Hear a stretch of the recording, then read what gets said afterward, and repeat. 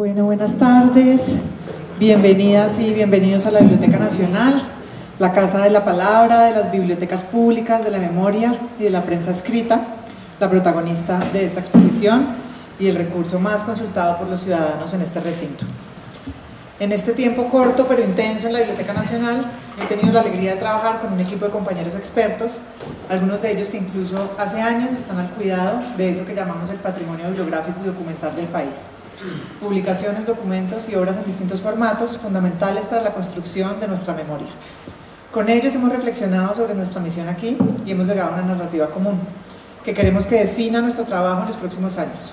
Nos hemos propuesto que la Biblioteca Nacional sea un recinto en el que habitemos y cuidemos la memoria desde todos los proyectos que asumamos, y hoy nos emociona esta breve historia de la censura, la exposición que inauguramos, que esta sea una primera muestra pública de este propósito. Ese mismo equipo multidisciplinar se pregunta constantemente cómo abordar nuevas miradas sobre la historia que alberga la biblioteca, y en tiempos en que algunos libros están siendo prohibidos en bibliotecas públicas de los Estados Unidos, otras obras que considerábamos clásicas están siendo, entre comillas, reeditadas para hacerlas políticamente correctas, en tiempos en que el lugar de la prensa escrita está siendo cuestionado entre las redes sociales, en tiempos de las fake news y otras formas de desinformación o de autocensura, surgió la necesidad de aportar desde la Biblioteca Nacional al debate público a partir de los acervos que albergamos y cuidamos, para profundizar sobre el lugar fundamental que tiene la palabra escrita en la construcción de la democracia. La historiadora Paola Ruiz fue la invitada para abordar la investigación y curaduría de la muestra que hoy inauguramos en la sala de exposiciones y en el hall central de la biblioteca. Allí verán ustedes que Paola nos presenta su interesante tesis desde la que propone una revisión a un periodo de 200 años que va aproximadamente hasta principios de la década de 1980, en el que destaca épocas en las que el control a la palabra escrita se ejerció de manera explícita bajo formas institucionales tanto por la Iglesia como por el Estado, seguidas de tiempos de libertad de expresión en los que la prensa y las ideas florecieron tras la represión. Su investigación, así como los documentos y publicaciones a los que ésta nos expone, nos llevan a nuevas preguntas sobre la libertad de expresión, un derecho del que se habla mucho en estos días en Colombia y en el mundo. ¿Cuáles son entonces las formas de la censura hoy? ¿Cómo han cambiado en el tiempo las construcciones sociales y culturales alrededor de la censura? Nos emociona especialmente que estas preguntas surjan a partir de los acervos de la biblioteca, porque estamos convencidos de que el debate, tanto como el encuentro alrededor de la palabra escrita, son fundamentales para cumplir con la misión democrática de este espacio. Un lugar público, con P mayúscula, porque es de todas y de todos, y porque, como dice la escritora española Irene Vallejo en una columna que les recomiendo del año pasado sobre la prohibición de libros en Estados Unidos, la biblioteca cobija en su silencio la algarabía de las innumerables voces y nos propone un pacto que protege todas las disidencias. Tenemos derecho a elegir lo que leemos, pero no a imponer qué libros eligen libremente los demás. Para terminar, quiero agradecer a todas y todos mis compañeros que están aquí, que han trabajado tan fuertemente en este tiempo, también al estudio Toquica, que ha trabajado con mucha fuerza y empeño en estos meses, y por supuesto a Paola Ruiz, que nos acompaña hoy en esta charla. Como verán, además, la exposición, ahora cuando suban a la sala, está hecha 100% en papel, y a mí me gusta pensar que esa decisión aparentemente sencilla es también un homenaje al soporte de la prensa y de los libros de todos los tiempos. Esperamos que esta mirada al pasado pueda aportar a la importante reflexión sobre el lugar del periodismo y de la prensa escrita en el presente. Les presento a Juan Pablo Arango Cortés, que es historiador egresado de la Universidad Nacional de Colombia. Sus temas de investigación se centran en la historia política, intelectual y religiosa del siglo XIX latinoamericano. Ha trabajado en procesos de educación, investigación y gestión de colecciones en museos, en el Museo Nacional de Colombia, museos de arte y otras colecciones del Banco de la República y el Museo de Bogotá. Es autor del texto Al señor José Joaquín Ortiz, 1860, Cuestión Española y otros escritos de José María Vergara y Vergara, de la editorial Vicente Padilla Chasing, y desde 2021 trabaja en esta biblioteca en el grupo de colecciones y servicios. Paola Ruiz, nuestra investigadora y curadora de esta exposición, es doctora en Historia por el Colegio de México, magíster en Historia por esa misma institución e historiadora de la Universidad Nacional de Colombia. Es miembro del grupo de investigación Economía, Ciencia y Sociedad de la Universidad de Cartagena y actualmente se desempeña como investigadora independiente. Entre sus líneas de investigación se encuentran la historia política del siglo XIX, la experiencia federal en Colombia y la organización político-territorial del Estado Nacional. Es autora del libro Federalismo y Descentralización de la Nueva Granada, Gobierno Municipal y Autonomía Local en la Constitución del Estado 1848-1863, de Ediciones Uniantes, de 2021, y de varios artículos, dentro de los que se cuentan los espacios locales frente al diseño institucional del Estado neogranadino, Consulta Popular y Reforma Constitucional 1841-1843, publicado en la revista Historia y Sociedad, El Distrito Federal y la disputa por Bogotá, controversia política entre actores locales y federación, 1858-1864, publicado en el Anuario Colombiano de Historia Social y de la Cultura de Bogotá. Muchas gracias a los dos por acompañarnos aquí, gracias a Paola nuevamente por este trabajazo y los dejo con ellos.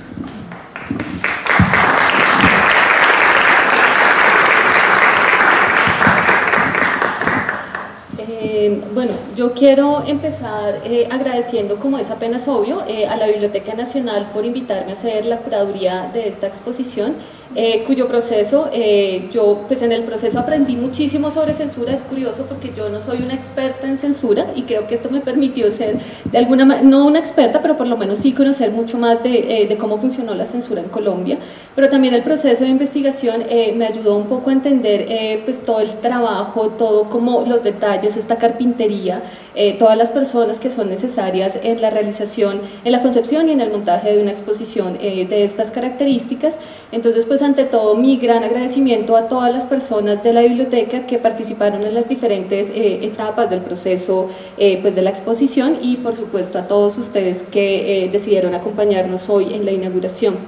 Como ya lo dijo Adriana, la directora de la biblioteca, la idea de hacer una exposición sobre censura surgió precisamente de acá, de la Biblioteca Nacional, a finales del año pasado, y cuando a mí me contactaron un poco para ayudar pues con la curaduría, a mí me pareció que la manera más adecuada de abordar el tema era centrarme en la censura sobre la palabra escrita, especialmente sobre la prensa, aunque no exclusivamente sobre este material. Y esto por dos razones muy sencillas.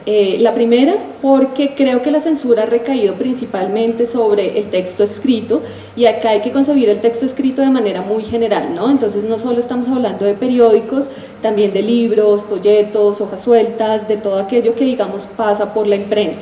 Y esto también me permite hacer una aclaración, y es que la exposición no es una historia de la prensa, como tampoco es una historia del periodismo, pero pues obviamente sí, digamos, el gran protagonista es la prensa, en general las publicaciones periódicas. Y creo que la otra gran razón era que al abordar el control que se ha ejercido históricamente sobre la palabra escrita, se podría trazar una historia mucho más larga sobre la manera como se ha ejercido la censura en Colombia, ¿no? Esto, por supuesto, no es negar el hecho de que ha habido censura sobre otros medios de difusión de la información. Pues en el siglo XX también se censuró la radio, después el cine, la televisión, y pues en épocas recientes uno podría pensar que también el internet, ¿no? Pero justamente porque este es un ámbito, es un universo tan grande que era muy difícil abarcar, fue que se decidió hacerlo exclusivamente sobre la palabra escrita. Ahora bien, un poco justamente con el objetivo de hacer esta historia de larga duración, la exposición, como ustedes se podrán dar cuenta, se va a concentrar en los siglos XIX y XX, aunque también aborda el periodo colonial. Sin embargo, creo que aquí lo importante a tener en cuenta es que la exposición no tiene un marco temporal definido, es decir, no hay una fecha de inicio de la exposición y una fecha de cierre, pues porque a veces es muy difícil, sobre todo en temáticas como esta, establecer fechas precisas. Sin embargo, ustedes se darán cuenta cuando recorran la exposición, sí se estableció un cierre, un corte de alguna manera caprichoso, pero que habría que tenerlo más como referencia, y es la fecha de 1980. De nuevo, no es porque en el 80, en ese año, suceda algo extraordinario, sea algo que cambie radicalmente la manera como se ejerce la censura, sino más bien es como este punto de referencia que creo muestra ciertos cambios en las lógicas sobre la censura, y estos cambios tienen que ver no solo, digamos, con la evolución natural de los medios de comunicación, aunque pues obviamente será en épocas posteriores que pues, la llegada del internet lo va a cambiar todo, pero sí hay una evolución de estos medios en general, y creo que eso va a cambiar de cierta medida la lógica de la censura, pero también porque a partir de, yo diría que a los años 70, ya en los 80, es claro que aparecen también otros actores y otras estrategias que van a un poco reforzar este carácter, si se quiere, poroso, elusivo, que siempre ha tenido la censura. Entonces, por eso era importante tener un corte, y la exposición lo hace acá en 1980, pero como les digo, más como punto de referencia que como un corte preciso. Ahora bien, otro punto a tener en cuenta es que la exposición se articula en torno a la censura oficial, es decir, la censura que ejerció el Estado a través de diversas instituciones y de diversos individuos. Estas instituciones e individuos pues van a cambiar, pero bueno, se centra sobre todo en el control riguroso que ejerció las autoridades estatales sobre la palabra escrita, pero también se centra en la censura moral que hace la Iglesia Católica. Y acá una diferencia es que, bueno, de eso voy a hablar un poquito más adelante, es que mientras la censura oficial del Estado, digamos, tiene unos periodos muy específicos en los cuales se ejerció, la censura moral, la censura ejercida por la Iglesia es mucho más permanente, ¿no? Y entonces por eso era importante, digamos, traer a colación en la exposición a estas dos instituciones. Y también teniendo en cuenta que durante ciertos periodos históricos, gracias a la articulación, digamos, la convivencia que han tenido estas dos instituciones, pues la censura fue ejercida conjuntamente, ¿no? Entonces, es importante señalar esto, ¿no? Que es censura oficial, y bueno, podríamos pensar en otros tipos de censura, pero la exposición solo se centra en esto. Otra cosa importante de la exposición es que parte de un supuesto bastante contradictorio, o en apariencia contradictorio, y es reconocer que aunque siempre ha existido algún tipo de censura, alguna forma de censura, a la vez la censura nunca ha sido permanente, ¿no? O sea, no podemos creer que la censura oficial siempre ha existido desde el año 1 hasta hoy, y entonces la exposición, un poco al reconocer que no ha sido permanente, lo que hace es que divide o aborda la censura oficial a partir de 4 periodos muy claramente definidos, ¿no? Ustedes lo podrán ver ahora que hagan el recorrido por la exposición. Cada uno de estos periodos, como ustedes se podrán dar cuenta, tiene como ciertas particularidades, ¿no? Y en cada uno de estos periodos la censura va a responder a ciertos objetivos, va a tener, digamos, ciertas maneras de expresarse. Sin embargo, creo que hay un punto en común, y yo diría que quizás es el más importante porque para mí marca lo que en realidad es la censura oficial, y es que existen durante estos periodos, se expiden marcos legales, jurídicos, normativos muy claros que definen cómo va a ser esa censura, sobre qué tipo de publicaciones o sobre cómo va a recaer, cuál va a ser el alcance de la censura, quiénes van a intervenir, quiénes van a ser los censores. Entonces, estos marcos normativos son muy importantes para entender la censura oficial, digamos, en estos periodos muy concretos. Sin embargo, una parte importante tanto de la investigación como de la exposición justamente era mostrar que no siempre hay censura, y que frente a estos periodos muy específicos también ha sido una constante en el país. Yo creo que a veces no se reconoce suficientemente, y es que ha existido la libertad de imprenta, y yo diría que la libertad de imprenta, o digamos la libertad de expresión de manera más clara, también ha sido una constante y ha sido una permanente del país. Entonces la exposición juega como con estos dos, llamémoslos realidades paralelas, que es la censura y la libertad de imprenta. Y yo creo que hay que entenderlos justamente como procesos que no son excluyentes, ¿no? Y creo que esto también es importante. ¿A qué me refiero? Que no podemos pensar que en este periodo específico donde hubo censura, entonces hubo una prohibición absoluta para la circulación de ciertas informaciones, así como tampoco podemos pensar que en los periodos de más amplia libertad de imprenta no hubo censura de algún tipo, ¿no? Entonces lo que tenemos que ver más bien es en cada periodo específico cómo se articulan estas dos realidades. Bueno, como les contaba, la exposición es una historia pues de largo aliento, de larga duración, de manera que algunos se estarán preguntando en dónde radica justamente esta historia breve a la que alude el título de la exposición. Yo creo que la exposición lo que hace pues es una muestra que reconoce que es bastante limitada frente a lo vasto del tema, ¿no? No solo porque, pues como les decía, se descartó la censura sobre otros medios de difusión de la información, sino que incluso hablando exclusivamente sobre la palabra escrita, pues la exposición apenas es un abrebocas, apenas es un ejemplo, pues ejemplos de cada uno de estos periodos, porque no podía hacerlo, entrar en el detalle de justamente cada uno de estos periodos o cada una de estas particularidades de la censura. Entonces, creo que también hay que reconocer los límites de esta exposición.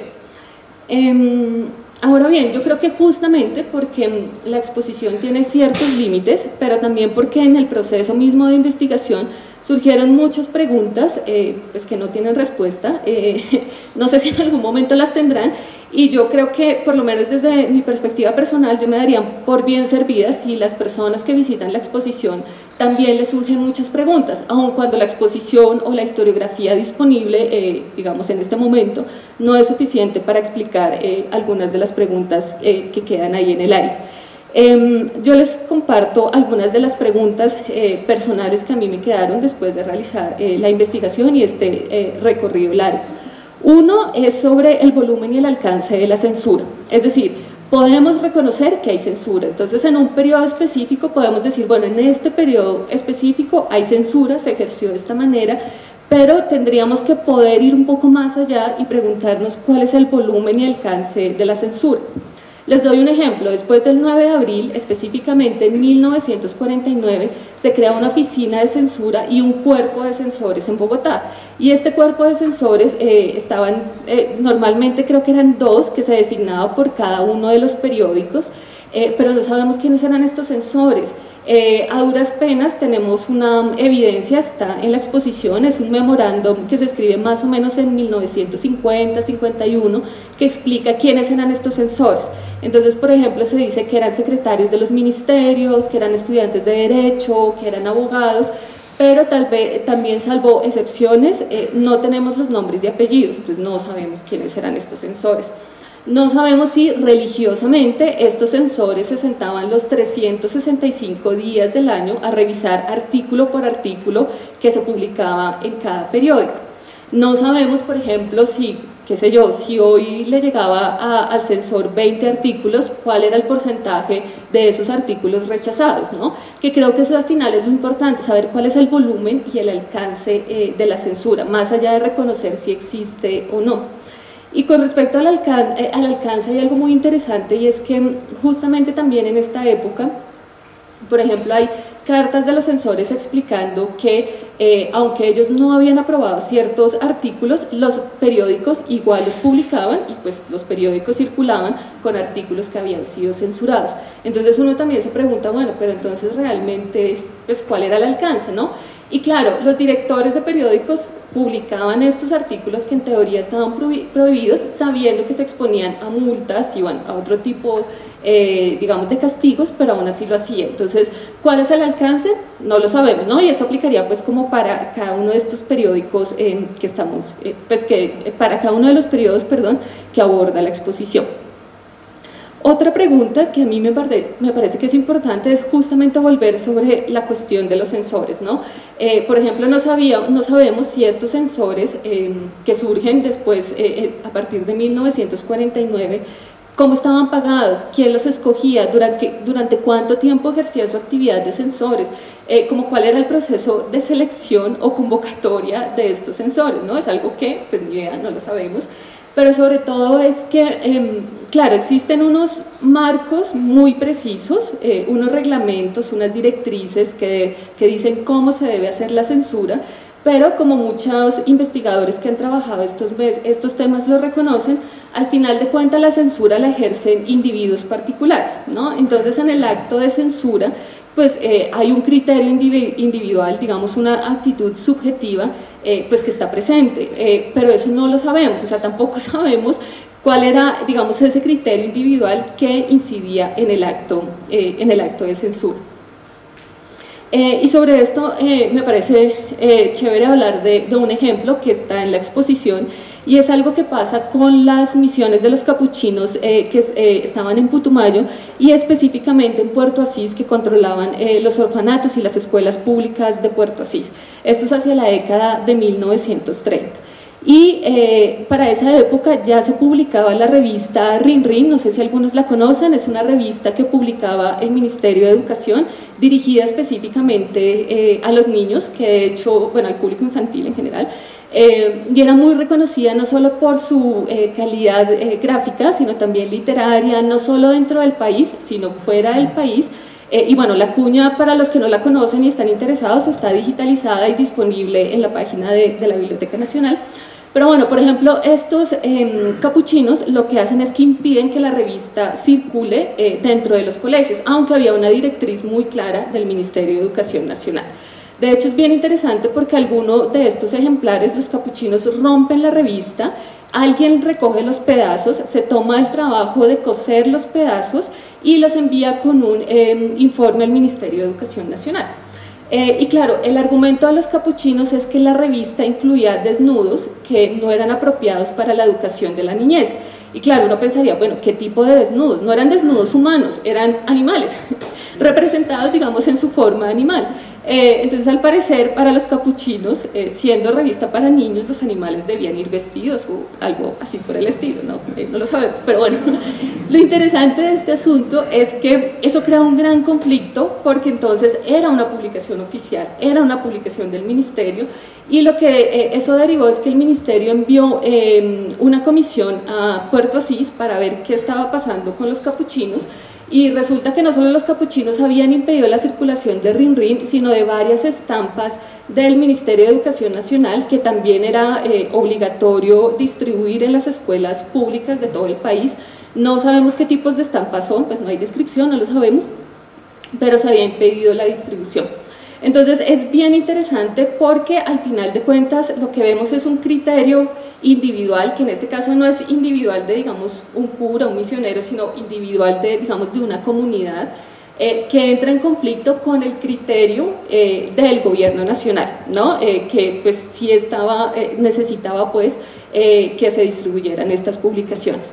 Y yo creo que este ejemplo es importante por dos razones. Una, porque creo que al final estos actos de censura exponen ciertas lógicas sociales, ¿no? Y en este caso específico lo que muestra es que justamente en este momento, en los años 30, ya tenemos unos gobiernos liberales que habían llegado al poder después de una larga hegemonía conservadora, y estos gobiernos liberales tienen un gran interés en secularizar la educación, la cultura en general, pero estaba, digamos, como la barrera de la iglesia, ¿no? Como estos principios morales. Entonces creo que es bien interesante este ejemplo por eso, porque muestra que estos actos de censura que pueden ser pequeños o por allá en un espacio de frontera, pues están revelando lógicas sociales mucho más profundas. Y lo segundo es porque yo creo que este ejemplo muestra que la censura hay que entenderla en su contexto histórico, ¿no? En el contexto histórico en el que sucede. Entonces hoy no podemos, lo que hoy cada quien crea sobre censura, no podemos aplicar esos criterios a otros momentos o otros periodos históricos. Otras preguntas que a mí me quedaron un poco de la investigación y que yo creo que vale la pena hacerse sobre este asunto de la censura es que siempre pensamos que la censura es algo oculto, ¿no? Que está, digamos, la practican ciertos personajes medio siniestros que fusionan en la sombra o algo así por el estilo. Pero esto no necesariamente era así. Por ejemplo, volviendo a la época que existía esta oficina de censura y este cuerpo de censores, hay algunos registros que señalan, bueno, primero, el Ministerio de Gobierno, que era el encargado de la oficina de censura, siempre informaba a los directores de periódico quiénes eran los censores designados. Entonces les enviaba una carta diciendo: a partir de hoy los censores designados son X y Y con nombre y apellido. Entonces pues no era gente oculta, es decir, es gente que se sabe quiénes son. Lo segundo es que sí hay, por ejemplo, algunas cartas del director del Diario de Colombia en el que explica cómo al parecer los censores trabajaban en las mismas redacciones de los periódicos, y eso es bien interesante. Entonces no eran una oficina, no eran un lugar quién sabe dónde, sino que se sentaban en las redacciones de los periódicos, se les enviaban, digamos, los artículos mecanografiados y ahí se decidía si se publicaba o no. Pero no solo eso, lo más interesante es que según el director del Diario de Colombia había cierta negociación, y esta negociación se podía extender hasta altas horas de la madrugada, minutos antes incluso de que el periódico se enviara a la imprenta. Entonces siempre había una discusión entre el censor y el director, entonces el director intentando convencerlo de que le dejara publicar, el censor diciendo no, pero también es curioso porque en algún caso el censor también explicaba que el director del periódico lo quería convencer falsamente de que los artículos que habían sido censurados habían sido aprobados por el presidente de la República o por el ministro de Gobierno, lo cual pues obviamente no era cierto. Entonces había como todo este proceso de negociación. ¿Qué tan común era? Si era con todos los periódicos, si era todos los días, no lo sabemos, pero creo que eso por lo menos muestra que no sé si había un proceso de negociación, pero por lo menos sí no es tan oculto como tendemos a pensar. Otra pregunta que a mí me parece bien interesante, que pues por ahora no es posible resolverla, es si digamos en este proceso de censura de los periódicos se incluían las caricaturas, que son parte esenciales de los periódicos, no solo la caricatura en general, sino las caricaturas que van en los periódicos. Solo tenemos como un registro, una evidencia, que es de un caricaturista llamado Chapete, que estaba vinculado al Tiempo. Entonces ahí sí tenemos un caso en el que pues, se censuró la caricatura, y esto lo sabemos por un reportaje que le hicieron a él en 1957. Pero no sabemos si eso era lo común, no sabemos si los censores también se sentaban, además de leer, digamos, cada uno de los artículos, a revisar si las caricaturas sí podían ser publicadas o no. Entonces pues es algo que realmente no lo sabemos. Y yo diría que la última gran pregunta, que no aparece, es un tema que no aparece en la exposición, pero sí se deja anotado en la parte del prólogo, ya al final, perdón, en el epílogo, ya al final de la exposición, es el tema de la autocensura. Es algo que, claro, la autocensura es una respuesta a la censura, pero no sabemos cuál fue el peso de la autocensura, digamos, en el hecho de que no circularan ciertos periódicos o que se dejara de publicar ciertas informaciones. Eso es algo que no lo sabemos. Entonces creo que sobre eso habría que hacer como, pues por lo menos que hay como la pregunta pendiente. Y yo diría que ya para terminar, el tema de la exposición, el tema de la censura muestra, y yo diría que más que la censura sería como la libertad de expresión o la libertad de imprenta, muestra que siempre hay unos debates recurrentes que confrontan a la sociedad de cuando en cuando, ¿no? Entonces, pues, por ejemplo, pensar la libertad de imprenta o la libertad de expresión debe tener límites. ¿Cuáles son esos límites? ¿Quién debería imponer esos límites? Pues es una discusión que bien se podía dar en el siglo XIX, bien se puede dar en el XX o se puede dar ahora. Entonces es decir que siempre hay estas temáticas que un poco obsesionan a la sociedad, que por alguna u otra razón siempre salen a la luz o hay coyunturas que las exponen más claramente, pero de nuevo es recordar que hay que, digamos, tener el ojo de reconocer que cada uno de estos debates se dan en contextos históricos diferentes. Entonces yo creo que esa es como, digamos que la gran, pues no sé si la gran enseñanza, pero sí creo que sería la manera de leer la exposición, ¿no? Entender que es una exposición histórica y que hay que verla, digamos, en esos términos, sin desconocer que cada quien pueda sacar sus propias conclusiones con respecto a lo que ha pasado en décadas recientes que no aborda la exposición. Entonces, bueno, muchas gracias.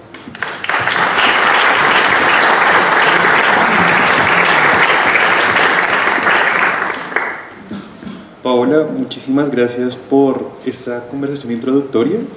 Yo voy a hacer un par de preguntas que van a fingir ser una conversación, pero pues básicamente, antes que nada quisiera felicitarla. Creo que hace una investigación muy juiciosa. Tuve como la fortuna de acompañar algunos procesos y realmente fue como increíble conocer a través de las solicitudes que hacía, pues muchos materiales que no se me habían ocurrido. Y ahí vuelvo sobre un tema que usted mencionó en la presentación, y fue justamente el tema de los desafíos que puede representar a nivel historiográfico la documentación de la censura. Mi pregunta sería esa, como ¿hay un vacío historiográfico en torno a la censura en Colombia? ¿O hay un nicho ya construido, se puede ir avanzando por ahí? Y siento esa curiosidad, es justamente cómo se ha ido construyendo la historia de la censura desde la producción de historiadores. Pues yo creo que sí hay una buena historiografía en general, que falta mucho, sí, también, de acuerdo, pero yo creo que hay una buena historiografía centrada en periodos muy específicos, ¿no? Sobre todo, por ejemplo, el gobierno de Rojas Pinilla es muy claro, la regeneración también es muy claro, que son como estos grandes periodos de auge de la censura. Pero sin lugar a dudas yo creo que, digamos, no solo el tema de la censura, sino que en general hacer una investigación sobre esto tiene los mismos retos que cualquier investigación histórica en general, diría yo. Pero sí es muy difícil encontrar documentación para estudiar la censura.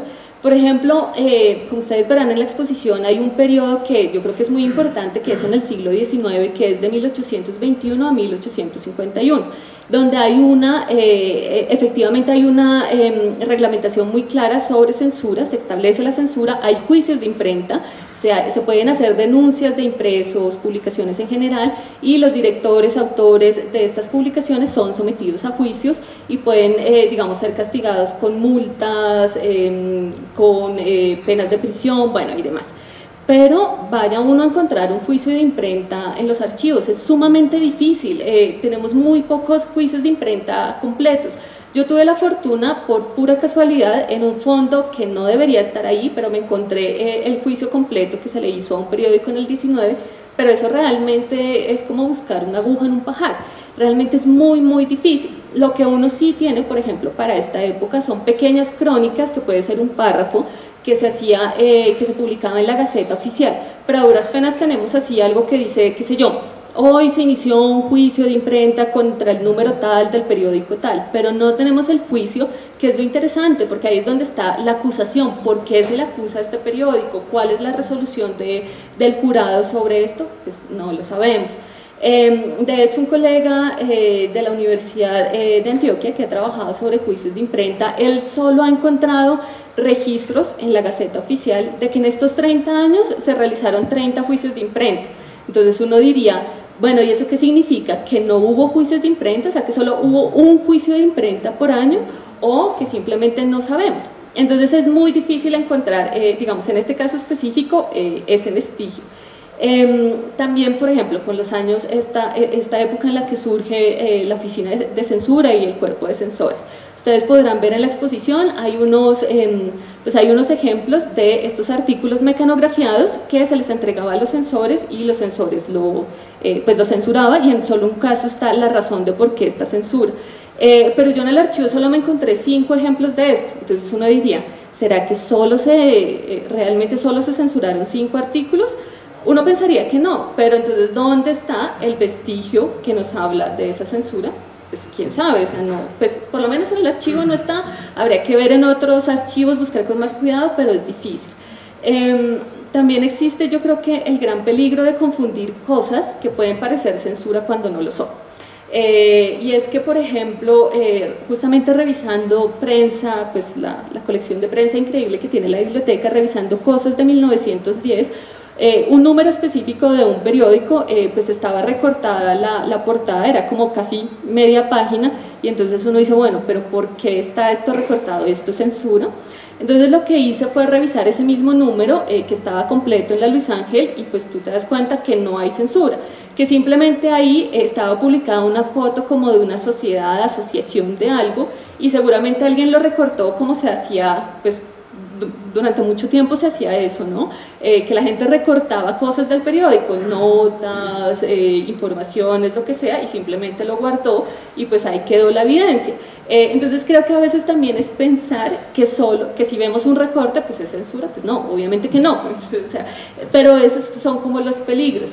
Y creo que también otro peligro es que, claro, durante ciertos momentos, es decir, por ejemplo, el periodo colonial, es muy claro que la censura era muy evidente. Entonces tú encuentras muchos libros con pues los tachones, los recortes y demás, y la gente tiende a creer que eso exclusivamente es la censura, porque eso dejó evidencia.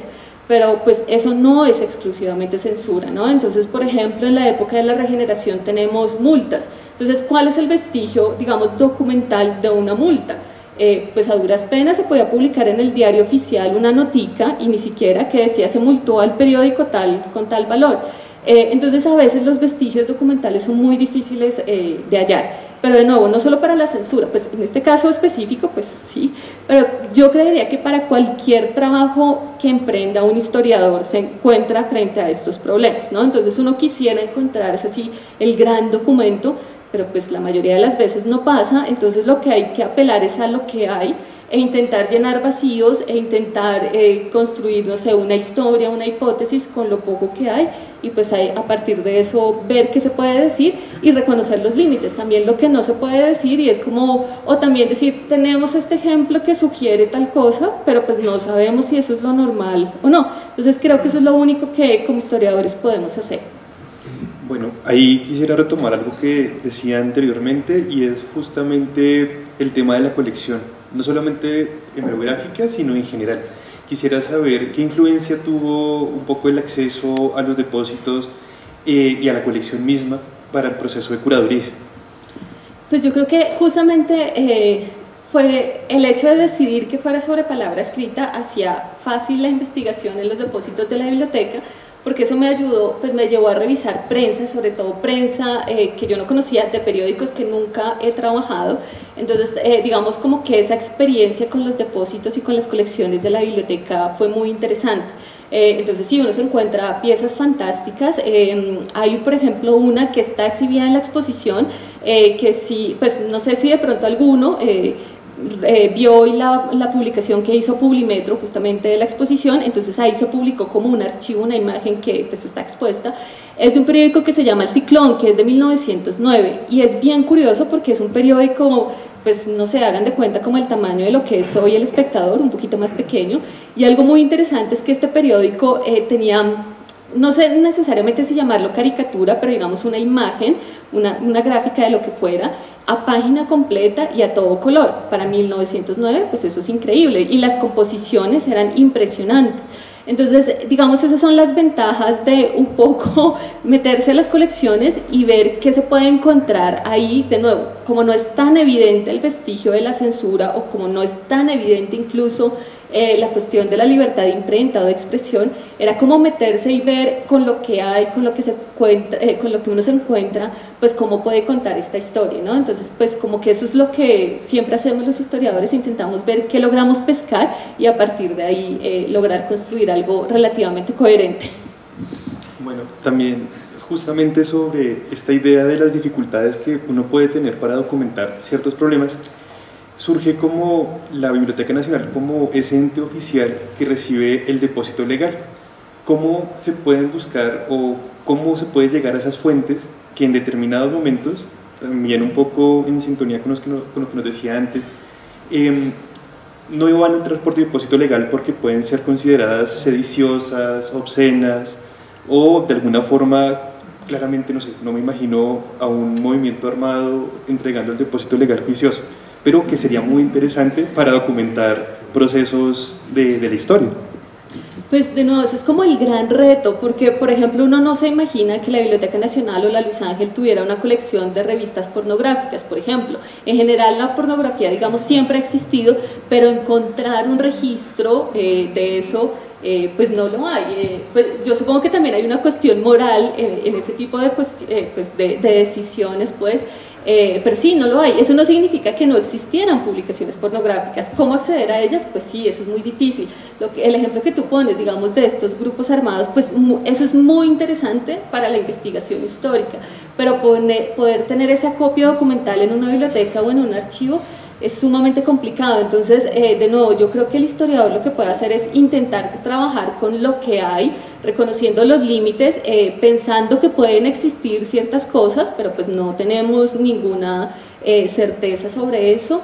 Y sí, y una cosa sobre el depósito legal que me pareció bien interesante es que un poco gracias a la censura oficial que se instaura desde finales del siglo XIX, el Ministerio de Gobierno, que pues en diferentes momentos es el que va a estar a la cabeza de la censura, crea una sección especial dentro del ministerio que se llama Prensa prensa y archivo. Eso dura más o menos hasta principios, como hasta 1920, yo creo, no estoy segura de la fecha.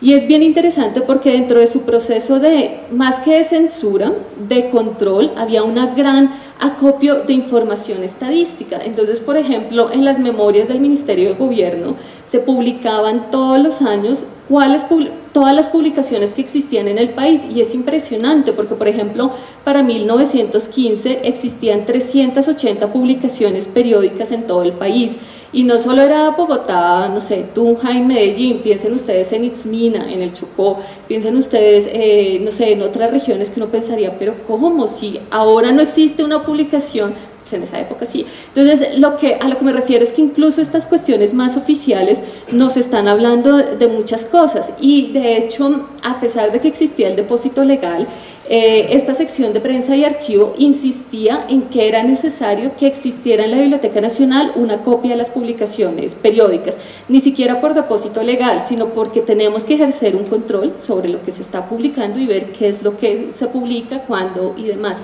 Entonces es curioso porque justamente yo diría que la gran ventaja, si hay alguna de la censura, es que puede generar esto, así como no deja vestigios, también nos puede dejar estos acopios de información que el Estado siempre busca, pues sí, como atesorar. Entonces sería eso. Perfecto, muchísimas gracias.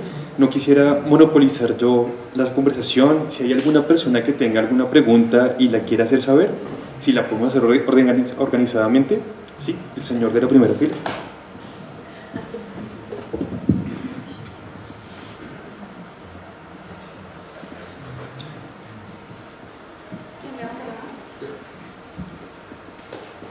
Muchas gracias, Paola, por tu intervención y por la investigación que hiciste. Creo que está apagado.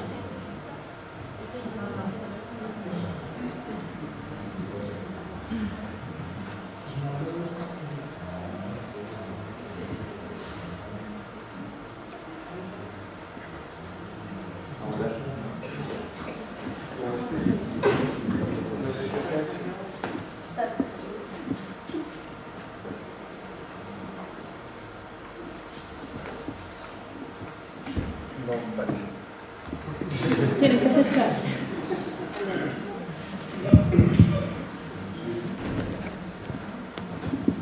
Gracias, Paola, por la investigación que hiciste. Quisiera preguntar sobre si durante estos 2 siglos encontraste algún registro de censura sobre las investigaciones que ponían en cuestión los relatos canónicos de la historia patria. Estamos como citando de memoria, Mariano Ospina Pérez le dio a la Academia Colombiana de Historia la posibilidad de hacer censura sobre los libros que cuestionaban la historia nacionalista. Entonces, antes de ser publicados tenían que pasar por este comité de censores, que pues en su mayoría no eran profesionales, bueno, todavía no lo son, pero ellos eran los que evaluaban si en realidad era un libro histórico que quería ser publicado o no. Entonces no sé si además de eso encontraste otras cosas. No, la verdad ahí sí no me metí sobre eso, sí no te podría responder nada al respecto, pero sí me da pie para hablar de otra cosa que creo que es muy importante, que la exposición no aborda, la investigación no aborda, pero creo que es un tema que valdría muchísimo la pena trabajar, y es que justamente las personas encargadas en la biblioteca de la cuestión de la cartografía de la mapoteca digital me recordaban cómo en ciertos momentos también se censuraron ciertos mapas, justamente porque, por ejemplo, trazaban mal los límites, pues no mal, sino no de acuerdo a los cánones oficiales, entonces había una censura oficial sobre los mapas, pero eso es algo de lo que no hemos trabajado mucho. Entonces yo creo que sería muy interesante, por ejemplo, hablar de estos cánones, no solo en términos de esta historia oficial, sino incluso de estos mapas que en últimas constituyen una parte muy importante de este imaginario nacional, pero no sobre estos temas de relatos nacionales y estos libros sobre historia de Colombia, no, ahí esa parte no se abordó. ¿Alguien más tiene alguna pregunta?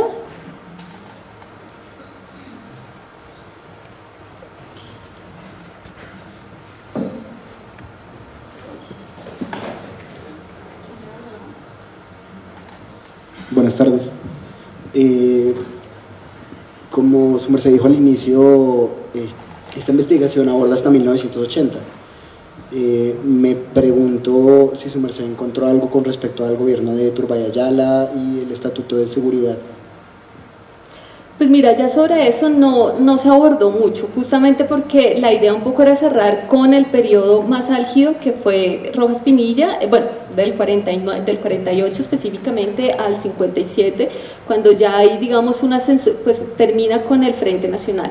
Creo que justamente no abordarlo después de eso, digamos, de abordarlo de una manera, ahí sí, del 57 al 80, así como muy rápida, el objetivo de haber hecho eso así, es porque yo siento que ya después hay un tipo de censura que no es tan directa como va a ser el Estatuto de Seguridad y demás, es decir, hay otro tipo de lógicas, otro tipo de directrices que intenta imponer una nueva, digamos, mordaza, si se quiere, a la libertad de prensa, pero no de manera directa como había sido antes. Y creo que también acá hay que considerar algo, y es que después, a partir del 57, digamos, con la llegada del Frente Nacional, uno de los grandes, digamos, pilares del Frente Nacional es justamente la libertad de imprenta, la libertad de expresión, la libertad de prensa ya en este momento, y eso es muy importante, digamos, sobre eso se construye. Y paralelo a eso empiezan a aparecer los primeros sindicatos o asociaciones de periodistas. Entonces son estas asociaciones que justamente lo que van a hacer es defender la actividad del periodista en general, digamos, del periodista entendido de manera general como director, editor, bueno, en general el periodista, frente a estos embates justamente de las autoridades nacionales que ya habían enfrentado pues en décadas posteriores. Y yo creo que justamente por el fortalecimiento de estos, llamémoslos asociaciones, sindicatos de periodistas, también la censura oficial no se puede establecer tan fácilmente como se había hecho en el pasado, y ya se intentan buscar justamente como otros resquicios u otras formas de establecer la censura. Entonces por eso la verdad es que sí se hizo un recorrido muy rápido después del 57, y yo creo que por ejemplo esos son los tipos de vacíos en la investigación histórica que es necesario llenar.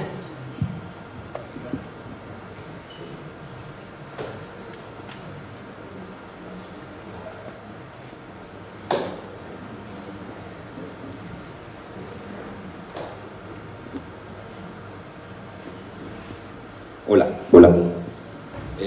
Buenas tardes, muchas gracias por la investigación también y la exposición. Mi pregunta es muy sencilla. Colombia, siglo XIX hasta la mitad del siglo XX, vivimos el tira y afloje entre liberales y conservadores constantemente, y estuvieron en el poder ambos. Pues evidencia clara es la Constitución del 63 y la Constitución del 86, como contradictorias. ¿Hubo diferencia, o más bien, hubo censura de ambas partes similarmente, o es clara una diferencia entre la censura liberal y la conservadora? Pues yo creo que sin lugar a dudas hay una gran diferencia, y es que el liberalismo, no como partido político, pero también como partido político, pero digamos como ideario en general, se asienta sobre el concepto de libertades. Dentro de esas libertades, por supuesto, pues una de las más importantes era la libertad de imprenta y la libertad de expresión. Por eso, justamente cuando los liberales llegan al poder es que se declara la absoluta libertad de la imprenta. Eso se hace en 1851, que es, digamos, la primera ley de absoluta libertad, pero se confirma por las constituciones, digamos, de carácter liberales del 53, del 58 y del 63. Entonces, desde la Constitución se reconoce que hay una absoluta libertad de imprenta. Esto genera en apariencia un problema, y es que empieza a haber la discusión, bueno, pero realmente sí debería haber tan amplia libertad donde cada quien puede decir lo que quiera, o tiene que haber un límite, que ese límite puede ser el de la calumnia, ¿no? Que es un poco lo que pasa hoy, que digamos hay un límite porque hay un delito configurado en el Código Penal, que es el delito de calumnia, y hasta ahí llega, digamos, la libertad de imprenta, o de prensa, imprenta y de expresión. Entonces, claramente los liberales sí tenían muy claro que si iban a llegar al poder, que parte de su proyecto político sí tenía que ser el asegurar la libertad de expresión. Al parecer, eso hay que investigarlo, eso no significa que no hubiese censura de otras maneras. Al parecer sí había presiones, ciertas presiones se podían encontrar. Por ejemplo, en la exposición ustedes van a ver un pequeño periódico pues muy pequeñito, no solo en tamaño, sino en páginas, que se publica en 1866, que se supone que es de amplia libertad de imprenta, y se llama La Bruja. Es muy satírico y, por ejemplo, las descripciones y los ataques que hace a Mosquera, que es el presidente en ese momento, son increíbles, y al parecer Mosquera intenta perseguirlo, pero pues no tiene las herramientas legales para perseguirlo. ¿Cómo pudo haber sido esa censura? No lo sabemos, y justamente todo el periodo federal no sabemos cómo fue esa censura y si la hubo, en qué términos se dio. Justamente cuando llegan los conservadores al poder a partir de 1886, pues ahí justamente inicia un periodo de censura, porque ellos parten del hecho de que justamente ha sido esa enorme libertad de imprenta la que un poco ha incubado todo el desorden político, toda la crisis de orden público del periodo federal, y por eso la libertad de imprenta es una forma de asegurar el orden y la estabilidad del país. Entonces, digamos que ahí sí vemos una gran diferencia entre, digamos, la censura que se va a establecer entre liberales y conservadores. Creo que tenemos espacio para una última pregunta. ¿Quién?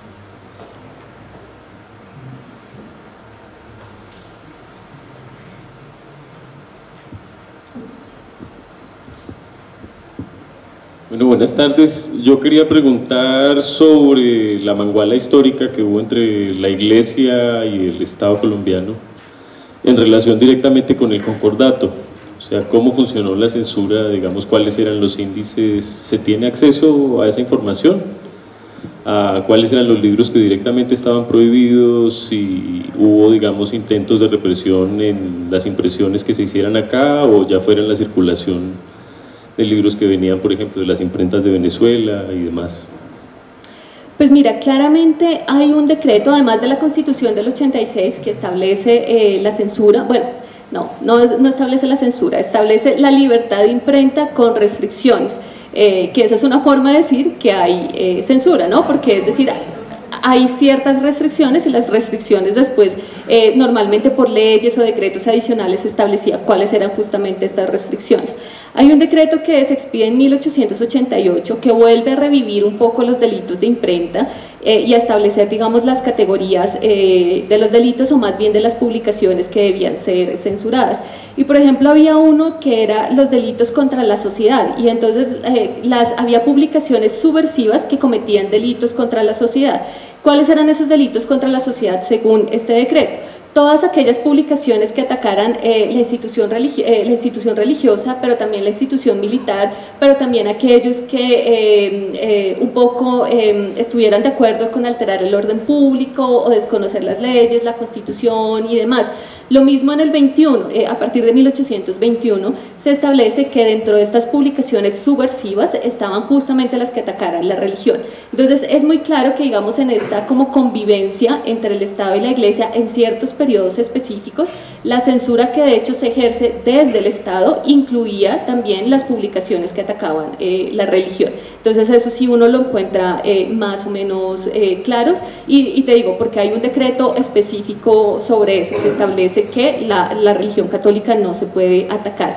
De hecho, algo que es bien curioso es que más o menos después de 1909, que es como ya cuando cae pues, el quinquenio de Reyes, que ya se abre como otro periodo amplio de libertad de imprenta, lo que uno sí encuentra es que muchas de estas publicaciones periódicas, que ya para 1910 y en adelante empiezan a usar la caricatura o el lenguaje visual de manera muy amplia, de hecho, sobre todo en la caricatura se va a empezar a cuestionar mucho y atacar mucho a esa institución eclesiástica sobre la cual tú no podías decir mucho por las leyes previas de censura. Entonces sí vas a encontrar acá, sobre todo, les digo, sobre todo de caricatura, una crítica a la institución eclesiástica como tal, pero también a esa relación o convivencia entre la Iglesia y el Estado. Entonces sí es posible, digamos, eso más o menos se podría rastrear de alguna manera.